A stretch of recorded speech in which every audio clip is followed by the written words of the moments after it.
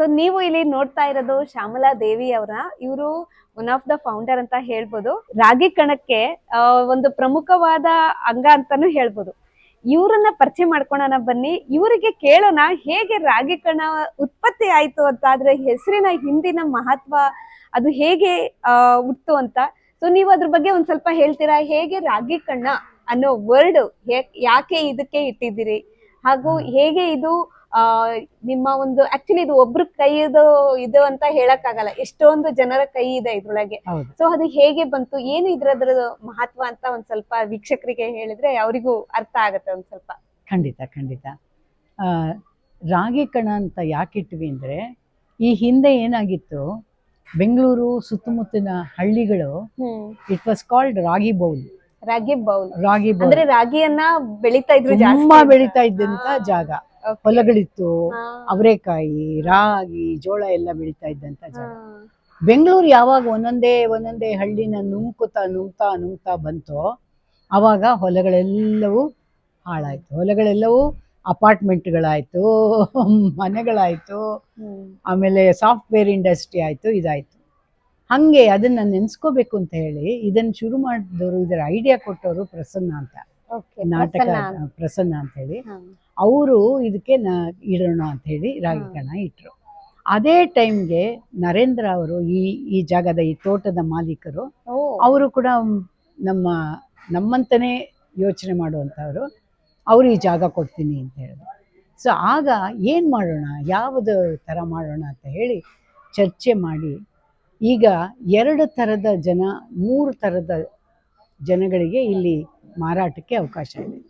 ಒಂದು organic farmers, small farmers, ಯಾರು middle men ಜೊತೆ ಬದ್ದಾಡ್ತಾ ಇದ್ದಾರೋ, ಅವರೇ ಸ್ವಂತ ತಗೊಂಡು ಹೋಗಿ ಮಾರಾಟ ಮಾಡಕ್ ಆಗಲ್ವೋ ಅಂತಹವರಿಗೆ ಇಲ್ಲಿ ಜಾಗ ಕೊಡ್ತೀವಿ. ಸ್ಮಾಲ್ ಫಾರ್ಮರ್ಸು ಅಥವಾ ಕಂಪನಿಗಳು, ಫಾರ್ಮರ್ಸೇ ಸೇರ್ಕೊಂಡು ಮಾಡಿರೋ ಕಂಪನಿಗಳು, NGOಗಳು, ನೆಟ್ವರ್ಕ್ಗಳು, ಅಂಥವ್ರಿಗೆ ಇಲ್ಲಿ ಜಾಗ. ಅವ್ರ ತರಕಾರಿ, ಹಣ್ಣು, ಗ್ರಾಸ ಇದೆಲ್ಲ ತಗೊಂಬಂದು ಮಾರಾಟ ಮಾಡ್ತಾರೆ. ಇನ್ನೊಬ್ಬರು ಯಾರಪ್ಪ ಅಂದರೆ ಹ್ಯಾಂಡ್ ಮೇಕರ್ಸ್, ಕೈಯಲ್ಲಿ ಉತ್ಪಾದನೆ ಮಾಡ್ತಕ್ಕಂಥವ್ರು. ಅವ್ರು ಯಾರು? ಚಾಪೆ ಹೆಣೆಯೋರು, ಬುಟ್ಟಿ ಮಾಡೋರು, ಪರ್ಕೆ ಕಟ್ಟೋರು, ಆಮೇಲೆ ಕೈಮಗ್ಗದಲ್ಲಿ ಬಟ್ಟೆ ಹೆಣೆಯೋರು, ಇವರೆಲ್ಲ ಇದ್ದಾರಲ್ಲ, ಅವ್ರಿಗೆ ಇಲ್ಲಿ ಜಾಗ. ಅವರು ಅವರ ಸಾಮಾನನ್ನು ಡೈರೆಕ್ಟಾಗಿ ತಗೊಂಬಂದು ಇಲ್ಲಿ ಇಟ್ಕೊಂಡು ಮಾರಾಟ ಮಾಡುವಂಥ ಅವಕಾಶನ ಕಲ್ಪಿಸಿದ್ದೀವಿ. ಇದು. ಇನ್ನೊಂದು ಗುಂಪಿದೆ, ಹೆಣ್ಮಕ್ಳು ಮನೆಯಲ್ಲಿ ತಿಂಡಿ ಮಾಡಿ ಉಂಡೆಗಳು, ಚಕ್ಲಿಗಳು, ಗಂಜಿ, ಆಮೇಲೆ ಕಾಳು ಪಲ್ಯ, ಈ ಥರದನ್ನೆಲ್ಲ ಮಾಡ್ಕೊಂಬಂದು ಮಾರಾಟ ಮಾಡ್ತಾರೆ. ಇಲ್ಲಿ ನೋಡಿದ್ರಲ್ಲ ಒಂದು ಗುಂಪಿನವರು, ಇಲ್ಲಿ ರಾಗಿಹಳ್ಳಿ ಅಂತವರು ಟ್ರೈಬಲ್ ಹೆಣ್ಮಕ್ಳು, ಅವರು ಇಲ್ಲಿ ಬಂದು ಬಿಸಿ ಮುದ್ದೆ ತೋಳಿಸಿ ಬಸ್ಸಾರು ಅದೆಲ್ಲ ಮಾಡಿ ಜನಗಳಿಗೆ ಊಟ ಹಾಕ್ತಾರೆ. ಸೊ ಎಂಟೈರ್ ಫ್ಯಾಮಿಲಿ ಬರುತ್ತಿಲ್ಲ, ನೋಡಿದ್ರಲ್ಲ ಮಕ್ಕಳೆಲ್ಲ ಕುಂದಾಡ್ತಾರೆ. ಯಾಕೆಂದ್ರೆ ಇಲ್ಲಿ ಹಸಿರು, ಯಾವ ಟ್ರಾಫಿಕ್ಕಿನ ಭಯ ಇಲ್ಲ ಮಕ್ಕಳಿಗೆ. ಸೊ ಮುದುಕರು ಬಂದು ಆರಾಮಾಗಿ ಕುತ್ಕೋಬಹುದು. ಸೊ ಈ ಥರದ ಒಂದು ಎನ್ವೈರ್ನಮೆಂಟ್ನ ನಾವು ಇಲ್ಲಿ ಸೃಷ್ಟಿಸಿದ್ದೀವಿ. ಇದ್ರ ಜೊತೆ ಏನಾಗತ್ತೆ ಅಂದರೆ, ಬಹಳ ಮುಖ್ಯವಾದ್ದೇನೆಂದರೆ ಕಾರ್ಯಕ್ರಮಗಳಲ್ಲಿ ಏನಂದರೆ, ನಮ್ಮದೊಂದು ಪ್ರಿನ್ಸಿಪಲ್ಸ್ ಇದೆಯಲ್ಲ, ನಮ್ಮದು ಆರ್ಗ್ಯಾನಿಕ್, ಲೋಕಲ್, ಆಮೇಲೆ small farmers, hand made products, ಈ ಎಲ್ಲ ನಮ್ಮ ಇದಿದೆಯಲ್ಲ, ತತ್ವಗಳಿದೆಯಲ್ಲ, ಇದನ್ನು ಜನಗಳಿಗೆ ತಿಳಿಸೋದಕ್ಕೆ ಕಾರ್ಯಕ್ರಮಗಳು ಮಾಡ್ತೀವಿ. ತುಂಬ ನಾಟಕಗಳಾಗಿದೆ, ಸಂಗೀತ, ತುಂಬ ದೊಡ್ಡ ಸಂಗೀತಗಾರರು ಬಂದು ಸಂಗೀತ ಮಾಡಿದ್ದಾರೆ. TM ಕೃಷ್ಣ ಅವರು, ವೆಂಕಟೇಶ್ ಕುಮಾರ್ ಅವರು, ಅಂಬಿ ಸುಬ್ರಹ್ಮಣ್ಯಂ ಅವರು, MD ಪಲ್ಲವಿ ಅವರು, ಇವರು ನಮ್ಮ ರಂಗ ಹಾಡುಗಾರಿಕೆ ಇದ್ದಾರಲ್ಲ, ವಿಜಯಶ್ರೀ ಅವರು, ಇವರು ಕೆಲವರೇ ಹೆಸರು. ಇನ್ನೂ ಹಲವಾರು 8 ವರ್ಷದಿಂದ ಪ್ರತಿ ಭಾನುವಾರ ನಡೆಯುತ್ತೆ, ಪ್ರತಿ ಭಾನುವಾರ ಕಾರ್ಯಕ್ರಮಗಳಿರುತ್ತೆ. ಆಮೇಲೆ ದೊಡ್ಡ ಚರ್ಚೆಗಳಾಗುತ್ತೆ ನಮ್ಮಲ್ಲಿ. ಈಗ ಹ್ಯಾಂಡ್ಲೂಮ್ ಡೇ ಬರುತ್ತೆ, ಅವತ್ತಿನ ದಿವಸ ನಾವು ಅಲ್ಲಿ ನಾರ್ತ್ ಕರ್ನಾಟಕದ ಹ್ಯಾಂಡ್ಲೂಮ್ ವೀವರ್ಸ್ನ ಕರೆಸ್ತೀವಿ. ಅವ್ರ ಪ್ರಾಡಕ್ಟ್ ಬರುತ್ತೆ, ಆ ಪ್ರಾಡಕ್ಟ್ ಎಲ್ಲ ಮಾರಾಟ ಮಾಡಿಸಿ ಅವ್ರಿಗೆ ಹೋದ್ಸತಿ ಅವ್ರು ತಂದಿದ್ದು ಒಂದು ಉಳಿಲ್ಲ, ಎಲ್ಲ ಮಾರ್ಕೊಂಡು ಹೋದ್ರು. ಭಾಳ ಸಂತೋಷದಿಂದ ಹೋದ್ರು. ಸೊ ಇದು ನಮ್ಮ ಉದ್ದೇಶ. Okay. ಇದರಿಂದ ಏನಾಗ್ತಾ ಇದೆ, ಎಷ್ಟೋ ಜನ ಹೆಣ್ಮಕ್ಳು ಹೇಳ್ತಾರೆ ನಮ್ಮ ಮಕ್ಕಳಿಗೆ ಓದ್ಸೋಕ್ಕೆ ಹಣ ಆಗ್ತಾ ಇದೆ, ನಮ್ಮ ಮನೆ ನಡೀತಾ ಇದೆ ಅಂತ ಹೇಳಿ. ಸೊ ಇದು ನಮಗೆ ಭಾಳ ಹೆಮ್ಮೆ ಹಾಗೂ ಖುಷಿ ನಮಗೆ ಎನ್ಕರೇಜ್ಮೆಂಟ್ ಕೊಡುತ್ತೆ ಇದು ಹಾ, ನಮ್ಮ ಮುಂದಕ್ಕೆ ಹೋಗೋಕ್ಕೆ. ಅದು ಭಾಳ ಇದು ಸಂಕ್ಷಿಪ್ತವಾಗಿ ರಾಗೀಕರಣದ ಬಗ್ಗೆ ಹೇಳ್ಬೋದು. ಪರಿಚಯ. ಸೊ ನಾನು ಎವ್ರಿ ಟೈಮ್ ನಾನು ನೋಡ್ತಾ ಇದ್ದೆ, ಬರ್ತೀನಿ ನಾನು ಇನ್ನು ಇಲ್ಲಿ ಸಾಕಷ್ಟು ಸಾರಿ ಬಂದಿದ್ದೀನಿ. ಎವ್ರಿ ಟೈಮ್ ನಾನು ನೋಡ್ದಾಗೆ ಒಂದಲ್ಲ ಒಂದು ಕಾರ್ಯಕ್ರಮನ ಏನಾದ್ರೂ ತಗೊಂಡ್ ಬರ್ತೀರಾ ನೀವು, ಯಾರು ದೊಡ್ಡ ವ್ಯಕ್ತಿಗಳನ್ನ ಕರೆಸ್ತೀರಾ, ಅಥವಾ ಒಂದು ಒಂದು ಆಂದೋಲನ ಅಂತಾನೆ ಹೇಳ್ಬೋದು, ಒಂದು ಚಳಿವಳಿ ತರ ಇದೆ ಅಂತಾನು ಹೇಳ್ಬೋದು. ಆಮೇಲೆ ಒಂದು ಜನರಿಗೆ ಒಂದು ಮಾಹಿತಿಯನ್ನ ಕೊಡುವಂತಹ ವಿಚಾರವನ್ನ ಕೂಡ ಇಲ್ಲಿ ಅಳವಡಿಸ್ತಾ ಇದ್ದೀರಾ ಅಂತಾನು ಹೇಳ್ಬೋದು. ಅದ್ರ ಜೊತೆಗೆ ಅಂದ್ರೆ ಒಂಥರ ಇದು ರಾಗೀಕರಣ ಅನ್ನೋದು ಒಂಥರ ಓನ್ಲಿ ಸೀಮಿತ ಆಗಿಲ್ಲ ಒಂದಕ್ ಮಾತ್ರ. ಇದು ಜನರಿಗೆ ಅವಕಾಶ ಕೊಡೋದಲ್ದೇನೆ ಈ ತರದ ಕಾರ್ಯಕ್ರಮಗಳಿಂದ ಒಂದು ಅವೇರ್ನೆಸ್ ನ ಕ್ರಿಯೇಟ್ ಮಾಡ್ತಾ ಇದ್ದೀರಾ ಅಲ್ವಾ? ಸೊ ಅದಕ್ಕೆ ನನ್ಗೆ ತುಂಬಾ ಇಷ್ಟ ಆಗುತ್ತೆ. ರಾಗೀಕರಣ ಅಂದ್ರೆ ನನ್ಗೆ ಮನ್ಸಿಗೆ ಹತ್ರನೂ ಕೂಡ. ಸೊ ಖುಷಿ ಆಗುತ್ತೆ. ಆಮೇಲೆ ಇಲ್ಲಿ ಚಿತ್ರಕಲೆಗೂ ಎಷ್ಟೊಂದು ಸ್ಪೇಸ್ ನ ಕೊಟ್ಟಿದ್ದೀರಾ. ಆಸ್ ಎ ಆರ್ಟಿಸ್ಟ್ ನಾನು ಕೂಡ ಬಂದಿದ್ದೀನಿ ಇಲ್ಲಿ ಎಷ್ಟೋ ಸತಿ. ಸೊ ಖುಷಿ ಆಗುತ್ತೆ. ಇದೇ ಒಂದೇ ಅಂತ ಅಲ್ಲ, ಸಾಕಷ್ಟು ಏರಿಯಾಗಳಲ್ಲಿ ನೀವು ಮಹತ್ವವನ್ನ ಕೊಟ್ಟಿರೋದನ್ನ. ಸೊ ಇವತ್ತು ಕೂಡ ಅಷ್ಟೇ, ಇವತ್ತು ಪರಿಸರದ ದಿನಾಚರಣೆ ಆಗಿತ್ತಲ್ವಾ, ಹಾಗಾಗಿ ಅದಕ್ಕೋಸ್ಕರ ಅವರು ಗಿಡ ಎಕ್ಸ್ಚೇಂಜ್ ಮಾಡುವಂತಹ ಕಾರ್ಯಕ್ರಮವನ್ನ ಇಟ್ಕೊಂಡಿದ್ದಾರೆ.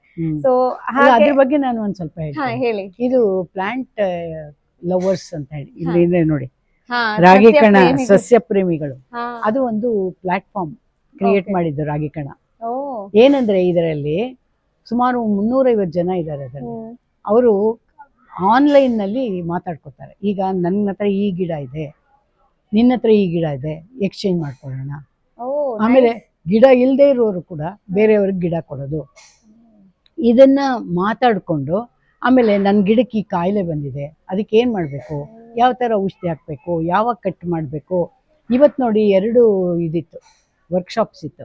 ಒಂದು ಕಸಿ ಮಾಡೋದು, ಇನ್ನೊಂದು ಏರ್ ಲೈಯಿಂಗ್ ಅಂತ. 2 ಎಕ್ಸ್ಪರ್ಟ್ ಒಬ್ರು ಬಂದು ಅದನ್ನ ತೋರಿಸ್ಕೊಟ್ಟಿದ್ರು. ಈ 300 ಜನ ಏನ್ ಮಾಡ್ತಾರೆ ಅಂದ್ರೆ ಅವರಲ್ಲಿ ಇರೋಂಥ ಪ್ಲಾಂಟ್ಸ್ ಎಲ್ಲ ತಗೊಂಡು ರಾಗೀಕರಣಕ್ಕೆ ಬರ್ತಾರೆ. ಇವತ್ತು ನಡೀತಾ ಇರೋದು ಅದೇನೆ. ಅವ್ರು ಬಂದು ಹೆಸರು ಕೂಗ್ತಾ ಇದ್ರು ನೋಡಿ, ಇಂಥವ್ರಿಗೆ ಈ ಗಿಡ, ಇಂಥವ್ರಿಗೆ ಈ ಗಿಡ. ಸೊ ಅವರೆಲ್ಲ ಸೇರಿ ಗಿಡಗಳು ಕೊಟ್ಟು, ಆಮೇಲೆ ಫ್ರೀ ಡಿಸ್ಟ್ರಿಬ್ಯೂಷನ್, ಏನೇನು ಎಕ್ಸ್ಟ್ರಾ ತಂದಿರ್ತಾರೋ ಅದನ್ನ ಯಾರಿಗೆ ಬೇಕಾದ್ರೂ ಅದನ್ನ ಡಿಸ್ಟ್ರಿಬ್ಯೂಟ್ ಮಾಡ್ಬಿಟ್ಟು ಹೋಗ್ತಾರೆ. ಸೊ ಇದು ರಾಗೀಕರಣ is a movement, it's not a ಒಂದಿನದ ಸಂತೆ ಅಲ್ಲ. ಆಮೇಲೆ ಎಲ್ಲ ಸಂತೆಗಳ ತರನೂ ಅಲ್ಲ. ಈ ಸಂತೆಗೆ ಒಂದು ಉದ್ದೇಶ ಇದೆ, ಮಾರಾಟ ಅಲ್ಲದಿರ ಉದ್ದೇಶ. ಆ ಉದ್ದೇಶ ಏನಪ್ಪಾ ಅಂದ್ರೆ ಸುಸ್ಥಿರ ಬದುಕು, ಸುಸ್ಥಿರ ಬದುಕಿನ ಒಂದು ಮೂವ್ಮೆಂಟ್ ಇದು. ಸೊ ಅದಕ್ಕೆ ಏನೇನ್ ಬೇಕೋ ಅದು ಕೈಯಲ್ಲಿ ಮಾಡೋದು ನಿಮ್ಗೆ ಗೊತ್ತು. ಈಗ ಒಂದು ಹ್ಯಾಂಡ್ಲೂಮ್ ಅಲ್ಲಿ ಯಾವ ತರದ ಪರಿಸರ ನಾಶ ಆಗಲ್ಲ. ಒಂದು ಮಿಲ್ಗೆ ಹೋಲಿಸಿ ನೀವು, ಟೆಕ್ಸ್ಟೈಲ್ ಮಿಲ್ಗೆ, ಅದು ನದಿಗಳನ್ನ ಕೊಳಕು ಮಾಡುತ್ತೆ, ಕುಡಿಯೋ ನೀರನ್ನ ಹಾಳು ಮಾಡುತ್ತೆ, ಆಮೇಲಿಂದ ಅಲ್ಲಿ ಯೂಸ್ ಮಾಡೋ ಕೆಮಿಕಲ್ ಡೈ ಅದೆಲ್ಲನೂ ಎಷ್ಟು ಎಲೆಕ್ಟ್ರಿಸಿಟಿ ಉಪಯೋಗಿಸುತ್ತದು, ಎಷ್ಟು ವಾಟರ್. ಹ್ಯಾಂಡ್ಲೂಮಲ್ಲಿ ಯಾವುದೂ ಇಲ್ಲ ಇದು. ಅದು ಗಾಳಿಯನ್ನ ಪಲ್ಯೂಟ್ ಮಾಡಲ್ಲ, ನೀರನ್ನ ಪಲ್ಯೂಟ್ ಮಾಡಲ್ಲ, ಯಾವುದನ್ನು ಪಲ್ಯೂಟ್, ಟೋಟಲಿ ಸೇಫ್ ಕೆಲಸ ಅದು. ಸೊ ಅದಕ್ಕೆ ನಾವು ಹ್ಯಾಂಡ್ಲೂಮ್ಗೆ ಬಹಳ ಮಹತ್ವ ಕೊಡ್ತೀವಿ. ಅದಕ್ಕೆ ತುಂಬ ಎನ್ಕರೇಜ್ ಮಾಡ್ತೀವಿ ನಾವು. ತುಂಬ ಅಲ್ಲಿ ಅವರನ್ನು ಕರೆಸಿ ಇಲ್ಲಿ ಬಹಳಷ್ಟು ಜನಗಳಿಗೆ ಹೇಳಿ ಕೊಂಡ್ಕೊಳ್ಳಿ. ನೀವು 10 ಕೊಂಡ್ಕೊಂಡ್ರೆ ಒಂದಾದ್ರೂ ಕೊಂಡ್ಕೊಳ್ಳಿ ಹ್ಯಾಂಡ್ಲೂಮ್. ಅವ್ರಿಗೆ ಎಷ್ಟೋನ ಅದು ಅವ್ರಿಗೋಸ್ಕರ ಕೊಂಡ್ಕೋಬೇಡಿ, ನಿಮ್ಗೋಸ್ಕರ ಕೊಂಡ್ಕೊಳ್ಳಿ. ನಿಮ್ಮ ಪರಿಸರವನ್ನ ಚೆನ್ನಾಗಿ ಇಟ್ಕೊಳ್ಳಿ. ಇಟ್ಸ್ ಎ ಟ್ರೆಡಿಷನಲ್, ಇದು ನಮ್ಮ ಹೆಮ್ಮೆ ಅದು. ಅದನ್ನ ಮಾಡಿ ಅಂತ ಹೇಳಿ ಜನಗಳಿಗೆ ತಿಳಿಸಿ ಆ ತರದ ಕೆಲಸನ ಮಾಡ್ತಾ ಇದ್ದಾರೆ. ತುಂಬಾ ಖುಷಿ ಆಯ್ತು ಅಮ್ಮ ನಿಮ್ಮ ಜೊತೆ ಮಾತಾಡಿ. ನನ್ಗೆ ರಾಗೀಕರಣದ ಬಗ್ಗೆ ತಿಳ್ಕೊಂಡು ನನ್ಗೆ ಇವಾಗ ಅಷ್ಟೊಂದು ಒಂಥರ ನನ್ಗೆ ಹೆಮ್ಮೆ ಅನಿಸ್ತಾ ಇದೆ ಇವಾಗ. ಅದ್ರ ಬಗ್ಗೆ ಮಹತ್ವವನ್ನ ತಿಳ್ಕೊಳೋದಿದೆ ಅಲ್ಲ, ಸುಮ್ನೆ ಬಂದು ಪರ್ಚೇಸ್ ಮಾಡೋದಕ್ಕೂ ಅದು ಯಾವ ಉದ್ದೇಶಕ್ಕೆ ಶುರು ಆಯ್ತು, ಹೇಗೆ ಅದು ಒಂಥರ ನಡೀತಾ ಇದೆ, ಚಳುವಳಿ ತರ ನಡೀತಾ ಇದೆ, ಏನ್ ಅವ್ರ ಉದ್ದೇಶ ಅಂತ ತಿಳ್ಕೊಂಡಾಗ ನಮ್ಗೆ ಅವಾಗ ನಾವು ಅದಕ್ಕೆ ಕನೆಕ್ಟ್ ಆಗಿ ಹೋಗ್ಬಿಡ್ತೇವೆ. ನನ್ನ ಉದ್ದೇಶನೂ ಹಾಗೆ ಅದೇ ಇರೋದ್ರಿಂದ ನಾನ್ ತುಂಬಾ ಬೇಗ ಕನೆಕ್ಟ್ ಆಗಿ ಹೋಗ್ಬಿಟ್ಟೆ. ಸೊ ಹಾಗಾಗಿ ನಾವು ಹೇಳ್ತೀವಿ ಜನಕ್ಕೆ, ಬಿ ಎ ಇನ್ಫಾರ್ಮ್ಡ್ ಬೈಯರ್ ಅಂತ. ಇದು ಯಾರು ಮಾಡ್ತಾ ಇದ್ದಾರೆ, ಹೇಗ್ ಮಾಡ್ತಾ ಇದ್ದಾರೆ, ಇದು ಈ ದುಡ್ಡು ಯಾರಿಗೆ ತಲುಪುತ್ತೆ, ಅದು ಯಾರ ಒಂದು ಸಂಸಾರವನ್ನೇ ಕಾಪಾಡತ್ತೆ, ಅದನ್ನೆಲ್ಲ ತಿಳ್ಕೊಳ್ಳಿ. ಡೋಂಟ್ ಬಿ ಅನ್ಇನ್ಫಾರ್ಮ್ಡ್ ಬಯರ್, ಹೌದು ಬಿ ಎ ಇನ್ಫಾರ್ಮ್ಡ್ ಬಯರ್ ಅಂತ ಯಾವಾಗ್ಲೂ ಹೇಳ್ತಾ ಇದ್ದೆ. ಆಮೇಲೆ ಕೊಳ್ಳು ಬಾಕತನ ಮಾಡಬೇಡಿ, ಹೋರ್ಡಿಂಗ್ ಮಾಡಬೇಡಿ. ನೀವು ಜಾಸ್ತಿ ಕೊಂಡ್ಕೊಂಡ್ರು ಇಲ್ದೇ ಇರೋರು ಕೊಡಿ, ಗಿಫ್ಟ್ ಮಾಡಿ ಅಂತ ನಮ್ಮ ಇದು. ಕೊಂಡ್ಕೊಂಬಿಡಿ ಎಲ್ಲ ಇಟ್ಕೊಂಬಿಡಿ ಅಂತ ನಾವು ಯಾವತ್ತೂ ಹೇಳೋದು. ಹೌದು. ಅದು ನಮ್ಮ ಮೆಸೇಜ್. ಸೊ ಇಲ್ಲಿ ಬಂದಿರೋರು ರೈತರು ಎಲ್ಲ ಇಟ್ಟಿದಾರಲ್ವಾ, ಇದು ಅವರು ಆರ್ಗ್ಯಾನಿಕ್ ಆಗಿ ಬೆಳೆದಿರುವಂತದ್ದೇನಾ? ಎಲ್ಲರೂ ಅಷ್ಟೇನಾ? ಹೌದು ಹೌದು. ಅದೇನ್ ಮಾಡ್ತೀವಿ ನಾವು, ಎಲ್ಲರಿಗೂ ಬಿಡಲ್ಲ ಫಸ್ಟೇನೆ, ಎಲ್ಲರಿಗೂ ಅವಕಾಶ ಇಲ್ಲ. ಅವ್ರು ಬಂದು ಕೇಳ್ತಾರೆ ನಮ್ಮನ್ನ, ಈ ತರ ಬೆಳಿತೀವಿ ಅಂತ. ನಾವೇನ್ ಮಾಡ್ತೀವಿ, ಒಂದು ಫಾರ್ಮ್ಯಾಟ್ ಇದೆ, ಅದ್ರಲ್ಲಿ ಅವ್ರದ್ದೆಲ್ಲ ಡೀಟೇಲ್ಸ್ ತಗೋತೀವಿ. ಅವ್ರು ಸಣ್ಣ ಫಾರ್ಮರ್ ಆಗಿರ್ಬೇಕು, ಅದು ಆ ಇನ್ಕಮ್ ಅವ್ರಿಗೆ ಹೆಲ್ಪ್ಫುಲ್ ಆಗಿರ್ಬೇಕು. ಜಾಸ್ತಿ ಇನ್ಕಮ್ಗೋಸ್ಕರ ಕೆಲವರು ಮಾಡ್ತೀವಿ ಅಂತ ಬರ್ತಾರೆ, ಬರ್ಲಿ ಇನ್ನೂ ಒಂದಿಷ್ಟು ಅಂತ, ಅಂಥವ್ರಿಗೆ ಅವಕಾಶ ಇಲ್ಲ. ಹೆಣ್ಣು ಮಕ್ಕಳಾದ್ರೆ ಆ ಇನ್ಕಮ್ ಅವ್ರಿಗೆ ತುಂಬಾ ಮುಖ್ಯವಾಗಿದ್ರೆ ಅಂಥವ್ರಿಗೆ ಮೊದಲನೇ ಆದ್ಯತೆ ನಮ್ಮದು, ಆಯ್ತಾ? ಆಮೇಲೆ ನಾವೇನ್ ಮಾಡ್ತೀವಿ, ಅದು ನೋಡ್ಬಿಟ್ಟು ಫಸ್ಟ್ ಸ್ಟೇಜ್ ಸೆಲೆಕ್ಷನ್ ಆದ್ರೆ ಅಲ್ಲಿಗೆ ಹೋಗ್ತೀವಿ. ನೀವು ಅಲ್ಲಿಗೆ ಹೋಗ್ತೀವಿ, ನಮ್ಮ ಟೀಮು ಇದೆ, ನಾವು ಹೋಗ್ತೀವಿ. ಹೋಗ್ಬಿಟ್ಟು ನೋಡ್ತೀವಿ ಹೆಂಗ್ ಬೆಳಿತಿದ್ದೀರಾ, ಏನ್ ಬೆಳಿತೀರಾ ಎಲ್ಲ. ಆಮೇಲಿಂದನೇ ನಾವು ಪರ್ಮಿಟ್ ಮಾಡೋದು, ಆಮೇಲೆ ಪರ್ಮಿಟ್ ಮಾಡೋದು. ಸುಮ್ಮನೆ ಎಲ್ಲರಿಗೂ ಸುಮಾರು ಒಂದು ವಾರದಲ್ಲಿ ನಮಗೆ 6ರಿಂದ 8 ಜನ ಬಂದು ಕೇಳ್ತಾರೆ, ನಮ್ಮದು ಇದಿದೆ ಪ್ರಾಡಕ್ಟು, ತರ್ತೀವಿ ಅಂತ. ಅವಾಗ ನಾವು ಅವ್ರಿಗೆ ಅದೇ ಹೇಳ್ತೀವಿ, ನೋಡಿಮ್ಮ ಹೋಗಿ ಇದನ್ನ ಕಳಿಸಿ ನಮಗೆ, ಆಮೇಲೆ ನಾವು ಕರಿತೀವಿ. ನಮ್ದೊಂದು ಟೀಮ್ ಇದೆ, ಕೋರ್ ಟೀಮ್ ಅಂತ. ಆ ಟೀಮಲ್ಲಿ ಡಿಸ್ಕಸ್ ಮಾಡ್ತೀವಿ, ನೋಡಿ ಈ ಥರದವ್ರು ಇದ್ದಾರೆ. ಇವಾಗ ಯಾರೋ ಬರ್ತಾರೆ, 40 ಎಕರೆ ಇರುತ್ತೆ, ಫ್ಯಾಕ್ಟ್ರಿ ಕಲ್ಟಿವೇಶನ್ನು ಎಲ್ಲ, ಟ್ರ್ಯಾಕ್ಟರು ಎಲ್ಲ ಇಟ್ಕೊಂಡಿರ್ತಾರೆ. ಅಂಥವ್ರಿಗೆ ನಾವು ಹೆಚ್ಚು ಆದ್ಯತೆ. ಹೇಗಿದ್ರು ವ್ಯಾಪಾರ ಆಗತ್ತೆ. ಬಟ್ ನಿಮ್ಮ ಒಂದು ಈ ಉದ್ದೇಶ ನನ್ಗೂ ತುಂಬಾ ಖುಷಿ ಆಯ್ತು.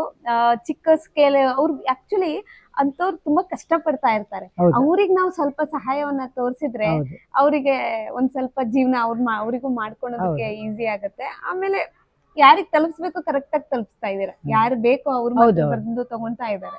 ಡೈರೆಕ್ಟ್ ಕಸ್ಟಮರ್ ಮತ್ತೆ ಬೈಯರ್, ಹೊಟ್ಟೆ ತುಂಬದವ್ರಿಗೆ ತಿರ್ಗಾ ಊಟ ಹಾಕೋದ್ಬೇಕು. ಹೌದು ಅಲ್ವಾ, ಹಸಿದವ್ರಿಗೆ ಮಾಡ್ಬೇಕು. ಹೌದು. ಸೊ ನೇರವಾಗಿ ರೈತರಿಂದನೇ ನಿಮ್ಗೆ ಎಲ್ಲವನ್ನ ಸಿಗುತ್ತೆ. ಅವರು ಬೆಳೆದಿರುವಂತಹ ಆರ್ಗ್ಯಾನಿಕ್ ಆಗಿ ಬೆಳೆದಿರುವಂತಹ ತೋಟದಲ್ಲಿ, ಅವ್ರದೇ ಆದ ತೋಟದಲ್ಲಿ ಬೆಳೆದು ತಗೊಂಬಂದು ಇಡ್ತಾರೆ. ಸೊ ಹಂಗಾಗಿ ನೀವು ನಿಶ್ಚಿಂತೆಯಾಗಿ ನೀವು ಇದನ್ನ ಖರೀದಿ ಮಾಡಿ ಹೋಗ್ಬೋದು. ಸೊ ಬ್ಯಾಕ್ ಗ್ರೌಂಡ್ ಅಲ್ಲಿ ಇವರು ಆಲ್ರೆಡಿ ಚೆಕಿಂಗ್ ಮಾಡಿ ಎಲ್ಲ ಮಾಡಿ ಇಟ್ಟು, ಅಂದ್ರೆ ನಂಬಿಕೆ ಇರೋರಿಗೆ ಮಾತ್ರ ಇವರು ಆ ಜಾಗವನ್ನ ಕೊಟ್ಟಿದ್ದಾರೆ. ಸೊ ಆ ಒಂದು ಅವರ ಒಂದು ನಂಬಿಕೆ ಮೇಲೆ ನಾವು ಇಲ್ಲಿ ಸಾಮಾನವನ್ನ ಆರಾಮಾಗಿ ಖರೀದಿ ಮಾಡ್ಬೋದು ಅಂತ. ಆಮೇಲೆ ನಾವು ಇನ್ನೊಂದು ಏನ್ ಮಾಡ್ತೀವಿ ಗೊತ್ತಾ, ಫಾರ್ಮರ್ಸು ಈ ಮಾಡೋರ್ಗೂ ನಮ್ಮ ಗ್ರಾಹಕರಿಗೂ ಒಂದು ಇದು ಚರ್ಚೆಯನ್ನ ಆರ್ಗನೈಸ್ ಮಾಡ್ತೀವಿ. ಅವರು ಕೇಳ್ಬೋದು, ನೀವ್ ಎಲ್ಲಿಂದ ತಂದಿದ್ದೀರಾ, ಹೇಗ್ ಮಾಡಿದೀರಾ, ಅದನ್ನು ಮಾಡ್ತೀವಿ ನಾವು. ಸ್ಪೆಷಲ್ ಸಂತೆ ಮಾಡಿದಾಗ ಹೇಳ್ತೀವಿ, ಬನ್ನಿ ಮಾತಾಡಿ ಫಾರ್ಮರ್ಸ್ ಜೊತೆ. ಒಂದು ಲಿಂಕ್ ನಮ್ದೇನಂದ್ರೆ, ಗ್ರಾಮೀಣ ಸೊಸೈಟಿಗೂ ಅರ್ಬನ್ ಸೊಸೈಟಿಗೂ ಒಂದು ಲಿಂಕ್ ಬೆಳಿಬೇಕು. ಅವ್ರು ಯಾರೋ ನೋಡಿ, ಏನಂದ್ರೆ ಹಳ್ಳಿಗಳಲ್ಲಿ ದೇ ಆರ್ ಪ್ರೊಡ್ಯೂಸರ್ಸ್, ನಾವು ಪೊಲ್ಯೂಟರ್ಸ್, ಕನ್ಸ್ಯೂಮರ್ಸ್ ಅಂಡ್ ಪೊಲ್ಯೂಟರ್ಸ್, ಅಲ್ವಾ? ನಿಜ. ಅದನ್ನ ಆ ಪ್ರಜ್ಞೆನ ನಾವು ಅರ್ಬನ್ ಇವ್ರಿಗೆ ಮಾಡಿಸ್ಬೇಕು. ಅದು ನಮ್ಮ ಮುಖ್ಯ ಉದ್ದೇಶ ಕೂಡ. ಅದನ್ನ ನಾವು ಹೇಳ್ತಾ ಇರ್ತೀವಿ, ಬನ್ನಿ ಫಾರ್ಮರ್ಸ್ ಹೆಂಗ್ ಬೆಳಿತಾರೆ ನೋಡಿ. ಒಂದು ಪಪಾಯ ತಿಂತೀರಲ್ಲ, ಅದಕ್ಕೆ ಎಷ್ಟು ದಿನ ಬೇಕು, ಅದಕ್ಕೇನ್ ಸೇವೆ ಮಾಡ್ತಾನೆ ಫಾರ್ಮರು, ಅದನ್ನ ನೋಡಿ. ಆಮೇಲೆ ನಮ್ಮಲ್ಲಿ ತುಂಬಾ ಈ ವಿಡಿಯೋಗಳು ಮಾಡಿ ವಾಟ್ಸಪ್ ಗ್ರೂಪಲ್ಲಿ ಮತ್ತು ಇನ್ಸ್ಟಾಗ್ರಾಮಲ್ಲಿ ಆಮೇಲೆ ಫೇಸ್ಬುಕ್ಕಲ್ಲಿ ಹಾಕ್ತೀವಿ. ಯಾರ್ದು ಫಾರ್ಮರ್ಸ್, ಇದು ನನ್ನ ಭೂಮಿ, ಇದನ್ನ ನಾನು ಹಿಂಗೆ ನೋಡ್ಕೋತೀನಿ, ಇದನ್ನ ನೋಡಿ ನಾನು ಈ ಥರ ಗೊಬ್ಬರ ಮಾಡ್ತೀನಿ ಎಲ್ಲ ತೋರಿಸ್ತಾರೆ ಅವರು. ಅದನ್ನ ನಾವು ನಮ್ಮ ಗ್ರಾಹಕರಿಗೆ ಮುಟ್ಟಿಸ್ತೀವಿ, ಗ್ರಾಹಕರಿಗೆ. ಒಳ್ಳೆ ಕೆಲಸ. ಅದನ್ನ ಮಾಡ್ತೀವಿ. ಹಾಗಾಗಿ ಇಲ್ಲಿ ಬರೋರು ಕೂಡ, ಜನಗಳು ಕೂಡ ತುಂಬಾನೇ ಸಂತೋಷ ಪಡ್ತಾರೆ ಮತ್ತು ನಮಗೆ ಬಹಳ ಎನ್ಕರೇಜ್ ಮಾಡ್ತಾರೆ. ಹೌದು, ಬಹಳ ನೀವು ಇವಾಗ ಮಾಡ್ತಿದ್ದೀರಲ್ಲ ಹಾಗೆ ತುಂಬಾ ಎನ್ಕರೇಜ್ ಮಾಡ್ತಾರೆ. ಹೌದು, ನೀವು ಹೇಳ್ದಂಗೆ ಒಂದ್ ಮಾತು ನನ್ಗೆ ಅದೇ ಅನ್ನಿಸ್ತು. ಇವಾಗ ಪರಿಸರ ದಿನಾಚರಣೆ ಬಂದಾಗ ನಾವ್ ಅಂತೀವಿ ಪ್ಲಾಸ್ಟಿಕ್ ಯೂಸ್ ಮಾಡ್ಬಾರ್ದು, ಅದು ಯೂಸ್ ಮಾಡ್ಬಾರ್ದು ಅಂತ. ಆ ಟೈಮಲ್ಲೇ ಹೇಳ್ತೀವಿ ಅಷ್ಟೇ. ಅದನ್ನ ನಾವು ರೂಢಿಗೆ ತಗೊಂಡ್ಬರ್ಬೇಕು ಅಂದ್ರೆ ನೋಡಿ, ಹಳ್ಳಿ ಕಡೆ ಹೋದ್ರೆ, ನಾನು ಆಕ್ಚುಲ್ ಆಗಿ ಹಳ್ಳಿ ಕಡೆ ಹೋಗ್ತೀವಲ್ಲ, ಯಾವ ತರದ ಗಲೀಜ್ ಅಷ್ಟೊಂದು ಕಾಣೋದೇ ಇಲ್ಲ. ಹಾ ಹೌದಾ? ಅದೇ ಹೌದು. ಸಿಟಿಯಲ್ಲಿ ನೋಡಿ ಎಲ್ಲಾ ಕಡೆ ಗಲೀಜ್ ಕಾಣಿಸ್ತಾ ಇರುತ್ತೆ. ಆ ಹಳ್ಳಿಯವ್ರು ಇದಾರಲ್ವಾ, ಅವರು ಅದಕ್ಕೆ ಯಾವ್ದಾದ್ರು ಸಿಪ್ಪೆ ತೆಗೆದ್ರೆ, ತರಕಾರಿದು ಅಥವಾ ಹಣ್ಣಿನ ಸಿಪ್ಪೆ ತೆಗೆದ್ರೆ ಏನಾದ್ರು ಗಲೀಜ್ ಅಂತ ಇದ್ರೆ ಅದನ್ನ ಗೊಬ್ಬರ ಮಾಡ್ಬಿಡ್ತಾರೆ, ಇಲ್ಲಾಂದ್ರೆ ಗ್ಯಾಸ್ ಮಾಡ್ಬಿಡ್ತಾರೆ. ಹೌದು. ಯಾವ್ದು ವೇಸ್ಟ್ ಅಂತಾನೆ ಇರೋದಿಲ್ಲ ಅಲ್ಲಿ. ಹೌದು. ಇಲ್ಲಿ ಇದ್ರೆ ಅಲ್ಲಿ ನೋಡಿ ಎಲ್ಲ ಮೂರಾಗತ್ತೆ. ಡಸ್ಟ್ಬಿನ್ನಿಗೆ ಹೋಗುತ್ತೆ ಅಲ್ವಾ? ಮೂರಾಗತ್ತೆ ಅಲ್ಲಿ. ಹಾ, ಮೂರು ಒಂದು ಫುಡ್, ಫುಡ್ ಇನ್ನೊಂದು ಫಾಡರ್ ಪೌಡರ್, ಜನಗಳಿಗೆ, ಹಾ ದನಗಳಿಗೆ ದನಗಳಿಗೆ, ಹೇಗೆದು, ಇನ್ನೊಂದು ಫ್ಯೂಯಲ್, ಹಾ ಫ್ಯೂಯಲ್, ಫ್ಯೂಯಲ್. ಹೌದು, ಮೂರಾಗಿ ಕನ್ವರ್ಟ್ ಕನ್ವರ್ಟ್ ಆಗುತ್ತೆ. ಮಾಡ್ತಾರೆ. ಅವರಲ್ಲಿ ಅಗ್ರಿಕಲ್ಚರಲ್ ಎಲ್ಲ ಬರುತ್ತಲ್ಲ, ಅದನ್ನ ಕಾಳು ಪಾಳು ಎಲ್ಲ ಅವ್ರು ತಿಂತಾರೆ. ಹೌದು, ಹೊಟ್ಟು ಇದು ಎಲ್ಲಾನು ದನಗಳಿಗೆ ಹಾಕ್ತಾರೆ, ಇನ್ನು ಉಳಿದಿದ್ದು ಗೊಬ್ಬರಕ್ಕೆ ಹೋಗ್ತಾರೆ. ಗೊಬ್ಬರಕ್ಕೆ ಹೋಗುತ್ತೆ. ಹೌದು, ಸೊ ಅದು ಬಹಳನೇ ಅಲ್ಲಿ ಬಹಳ ಡೆವಲಪ್ಡ್ ಸಿಸ್ಟಮ್ ಅದು. ಅಂತ ಹೌದು, ನಿಜ. ಹಳ್ಳಿ ಕಡೆ ಹಿಂಗ್ ಹೋಗ್ತಾ ಇದ್ರೇನೆ ಸಾಕು, ಒಂದೊಂಥರ ಎಷ್ಟು ಸ್ವಚ್ಛಂದವಾಗಿರುತ್ತೆ, ಗಾಳಿನೂ ಎಷ್ಟು ಚೆನ್ನಾಗಿರುತ್ತೆ. ಬಂದ್ರೆ ಸಗಣಿ ವಾಸನೆ ಬರುತ್ತೆ. ಸಗಣಿ ವಾಸನೆ ಬರುತ್ತೆ ಅಷ್ಟೇ. ಬಟ್ ನೋಡಕ್ಕೂ ಎಲ್ಲದಕ್ಕೂ ಚೆನ್ನಾಗಿರುತ್ತೆ, ಒಂಥರ ಫ್ರೆಶ್ ಏರ್ ತರ ಅನ್ಸುತ್ತೆ. ಅದೇ ಸಿಟಿ ಕಡೆ ಬಂದ್ರೆ ಮತ್ತೆ ಮಾಮೂಲಾಗಿ ಪ್ಲಾಸ್ಟಿಕ್ ಪೊಲ್ಯೂಷನ್ ಅಂತ ನೋಡ್ಬೋದು. ಪ್ಲಾಸ್ಟಿಕ್ ಈಗಂತೂ ಮನೆಗೆ ತರಿಸ್ಕೊಳ್ಳೋದ್ರಿಂದ, ಹೌದು, ಮನೆಯಲ್ಲೇ ಕೂತ್ಕೊಂಡು ಎಲ್ಲಾ ಬರ್ಸ್ಕೊಳ್ಳೋದ್ರಿಂದ ಎಲ್ಲದೂ ಎಷ್ಟು ಪ್ಯಾಕೆಟ್ ಪ್ಲಾಸ್ಟಿಕ್, ಹೌದು ಎಷ್ಟು ಪೇಪರು, ಹೌದು. ತುಂಬಾ ಎನ್ವೈರನ್ಮೆಂಟಲಿ ತುಂಬಾ ಡೇಂಜರಸ್. ಆಮೇಲೆ ರಾಗಿ ಕಣ್ಣದಲ್ಲಿ ಅದು ಒಂದು ಮಹತ್ವವನ್ನ ಕೊಟ್ಟಿದ್ದಾರೆ ಅವರು. ಒಂದ್ ಪ್ಲಾಸ್ಟಿಕ್ ಕವರ್ ನೀವ್ ಕೇಳಿದ್ರೆ ಯಾರು ಕೊಡೋದಿಲ್ಲ, ನೀವು ಬ್ಯಾಗ್ ಎತ್ಕೊಂಡ್ ಬರ್ಬೇಕಾಗತ್ತೆ ಇಲ್ಲಿ ಹೌದು. ಬಂದ್ರೆ ಅಲ್ವಾ? ಆಮೇಲೆ ಕುಡಿಯಕ್ಕೆ, ಹಾ, ಕುಡಿಯಕ್ಕೆ ತಿನ್ನಕ್ಕೆಲ್ಲ ಸ್ಟೀಲ್ ಲೋಟಗಳು, ಹೌದು, ಸ್ಟೀಲ್ ಪ್ಲೇಟ್ಗಳು. ಅದೇ ಇರೋದು. ಆಮೇಲೆ ಅವರು ಹಣ್ಣುಗಳು ಏನಾರು ಕೊಡ್ಬೇಕಂದ್ರೆ ಎಲೆಯಲ್ಲಿ ಕೊಡ್ತಾ ಇರ್ತಾರೆ. ಅದು ಹಲಸಿನ ಹಣ್ಣು ನಾನು ನೋಡಿದೆ, ಎಲೆಯಲ್ಲಿ ಕೊಡ್ತಾ ಇದ್ದಾರೆ. ನನಗೆ ಖುಷಿ ಆಯ್ತು. ಆಕ್ಚುಲಿ ನಾನು ಪ್ಲಾಸ್ಟಿಕ್ ನ ಯೂಸ್ ಮಾಡಲ್ಲ, ಹಂಗಾಗಿ ಇಲ್ಲಿ ಫುಲ್ ರಾಗಿ ಕಣ್ಣದಲ್ಲೂ ಪ್ಲಾಸ್ಟಿಕ್ ನ ಯೂಸೇ ಇಲ್ಲ ಅಂತ ಹೇಳ್ಬೋದು. ಎಲ್ಲದು ಪೇಪರ್ ಬ್ಯಾಗ್ ಇರುತ್ತೆ, ಇಲ್ಲ ಅಂದ್ರೆ ನಿಮ್ದೇ ಬ್ಯಾಗು ಎತ್ಕೊಂಡ್ ಬರ್ಬೇಕು. ಇಲ್ಲಿ ಅದೊಂದು ರೂಲ್ ಮಾಡಿದ್ದೀರಾ. ಹಲಸಿನ ಹಣ್ಣಿಗೆ ನೋಡಿದ್ರೆ ಎಲ್ಲ ಡಬ್ಬಿಗಳು ತರ್ತಾರೆ. ಹೌದು. ಓಕೆ, ನಾನು ಇವಾಗ ಅವಾರ್ಡ್ ಬಗ್ಗೆ ಒಂದು ಕೇಳಿದ್ದೆ ಸುದ್ದಿ, ನಿಮ್ಗೆ ರಾಗಿ ಕಣಕ್ ಒಂದು ಅವಾರ್ಡ್ ಬಂದಿದೆ ಅಂತ, ಅದ್ರ ಬಗ್ಗೆ ಏನಾದ್ರು ಹೇಳ್ತೀರಾ? ಹೇಳ್ತೀನಿ. ಇದು ಬ್ಲೂ ಗ್ರೀನ್ ಅವಾರ್ಡ್ ಅಂತ ಕರೀತಾರೆ. ಬ್ಲೂ ಗ್ರೀನ್ ಅವಾರ್ಡ್ ಅಂತ ಅದು BBMP ಅವರು ಕೊಡುವಂಥದ್ದು.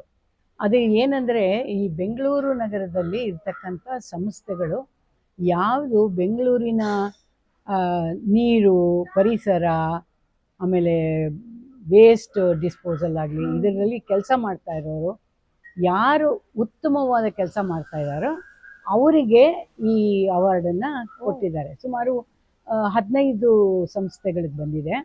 ಅದರಲ್ಲಿ ರಾಗಿ ಕಣಕ್ಕೂ ಬಂದಿದೆ. ರಾಗಿ ಕಣ ಅದು ನೀರು, ನೈರ್ಮಲ್ಯ, ಸಸ್ಟೈನಬಲ್ ಲೈವ್ಲಿಹುಡ್ ಇದರಲ್ಲಿ ಕೆಲಸ ಮಾಡ್ತಾ ಇರೋದ್ರಿಂದ, 8 ವರ್ಷದಿಂದ ಕೆಲಸ ಮಾಡ್ತಾ ಇರೋದನ್ನ ರೆಕಗ್ನೈಸ್ ಮಾಡಿ BBMP ಅವರು ಕೊಟ್ಟಿದ್ದಾರೆ. ಮೊನ್ನೆ ದಿವಸ ನಮ್ಮ ಡೆಪ್ಯೂಟಿ ಚೀಫ್ ಮಿನಿಸ್ಟರ್ ಇದ್ದಾರಲ್ಲ, DK ಶಿವಕುಮಾರ್ ಅವರು ಅದನ್ನ ಡಿಸ್ಟ್ರಿಬ್ಯೂಟ್ ಮಾಡಿದ್ರು. ಅದ್ರ ಜೊತೆ ಅವರು ಎಲ್ಲ ಕಾಲೇಜು ಮತ್ತು ಶಾಲೆಗಳಲ್ಲಿ ಈ ಪರಿಸರದ ಒಂದು ಕ್ಲಬ್ಗಳನ್ನು ಶುರು ಮಾಡಿದ್ರು. ಅದನ್ನು ಕೂಡ ಅಲ್ಲಿ ಇನಾಗ್ಯುರೇಷನ್ ಮಾಡಿದ್ರು. ಇದು ನಮಗೂ ಕೂಡ ಹೆಮ್ಮೆ, ಎಲ್ಲರಿಗೂ ತುಂಬ ಸಂತೋಷ, ಇಲ್ಲಿ ಬರೋರಿಗೂ ಎಲ್ಲರಿಗೂ ಸಂತೋಷ ಆಯಿತು. ನಮ್ಗೊಂದು ಎನ್ಕರೇಜ್ಮೆಂಟು, ತುಂಬ ಜವಾಬ್ದಾರಿ ಜಾಸ್ತಿ ಆಯಿತು. ಹೌದು. ನಿಮ್ಮ ಹತ್ರ ಮಾತಾಡಿ ತುಂಬಾ ಖುಷಿ ಆಯ್ತು. ತುಂಬಾ ಮಾಹಿತಿಯನ್ನ ಕೊಟ್ಟಿದ್ದೀರಾ ನೀವು. ತುಂಬಾ ಧನ್ಯವಾದಗಳು. Thank you so much. Thank you.